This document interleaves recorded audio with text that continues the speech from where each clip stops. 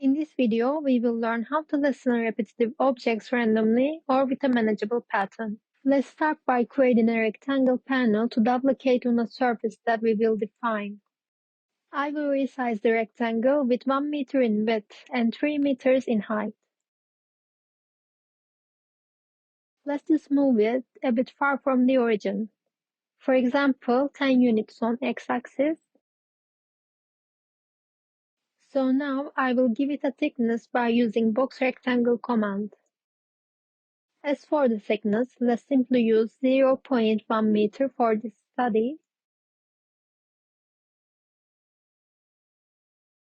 Now I'm going to copy the rectangle command to create a bigger base.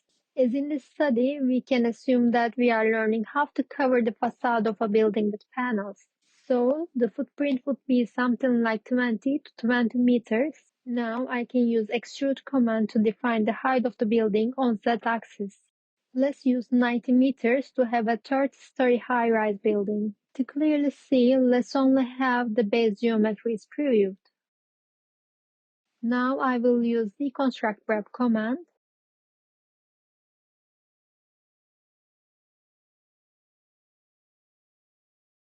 Then to divide each surface, I will use cut panels command. To create the exact area of the panels to be copied, I will use division command. So I will be dividing the length of the building surfaces into the length of the facades. And these will be the U and V values to input. Now we can see the result correctly. So to create the base point for the application, I'm using area command to take out the center points. Similarly, I will use dwrap command for the panel to be multiplicated. And for finding the right surface to overlay on building facades, I'm using list item command.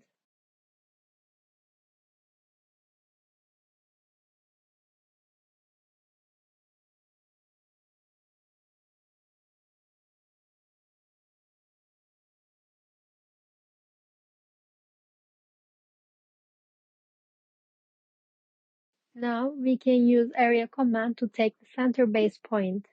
So at the end, we are going to use these center points for duplicating this panel over the divided surfaces. Finally, what we need to be aware of that we need to create a script to find the closest points over the facades. So let's use surface closest point command. So let's take our base points and our facades as they are from the output of the grep command.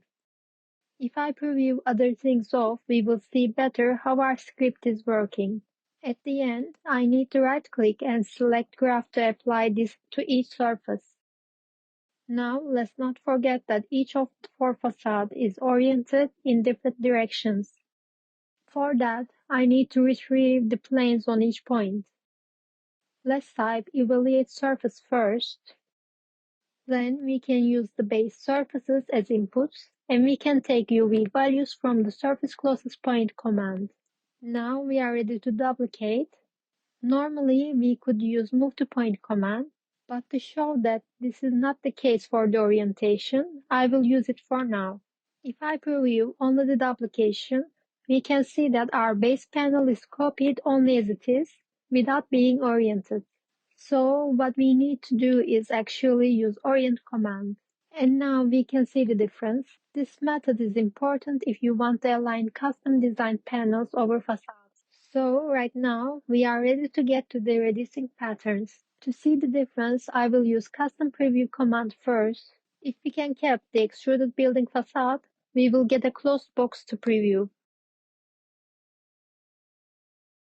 Let's select a grayish color for the building.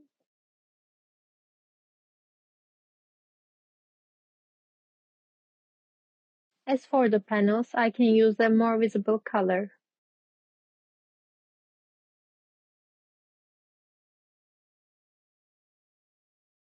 As for the reduction of the panels on the facade, I will use random reduce command. My list input will be the frames output of the evaluated surfaces. We have in total 2,400 panels that we can reduce. And the output of the reduction, we can connect it to the orient command. Right now, we can realize the same reduction pattern for each facade.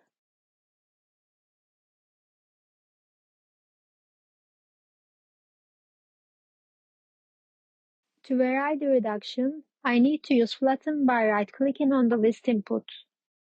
And we can change the pattern by changing the seed input. After all, we can manage the random pattern for reduction. Let's copy the same script and work on the reduction pattern only.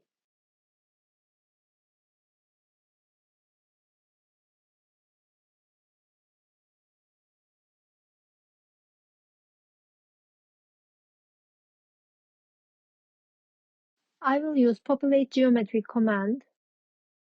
The geometry will be extruded building surfaces. We can now change the number of the points as well as the seed pattern.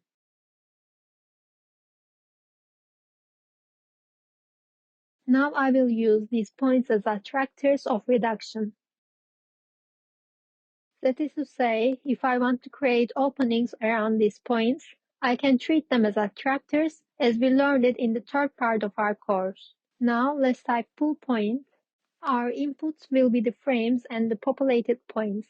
Now we need to define how far from these points we want to create our reduction pattern. Let's use larger command and create number slider like 15. I will use cal pattern command now to create our reduction pattern. As we change the number slider, we will see the difference. And we can observe the result when we connect the output to the orient command.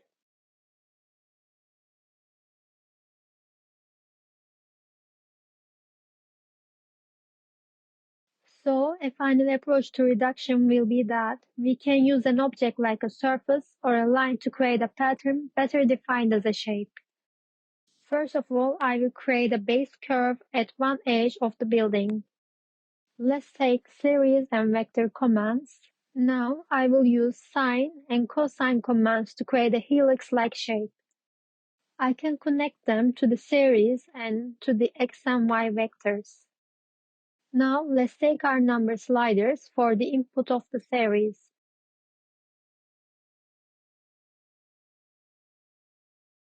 Now I can use interpolate command to create a curve based on vectors.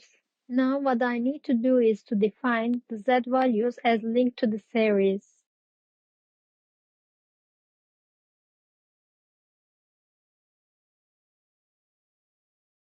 So right now I want to scale this curve as it can reach the height of the building. Let's use scale a new command to control XYZ axis differently.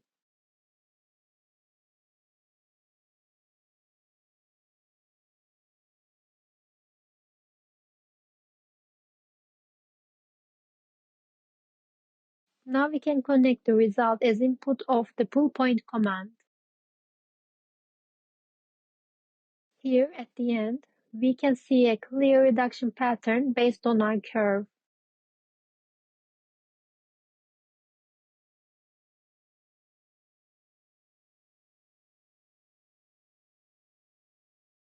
We can always change the scale factors to get the result as we need.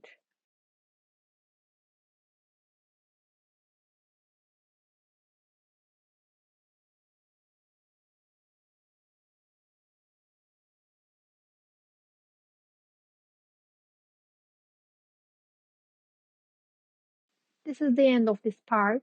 Thank you.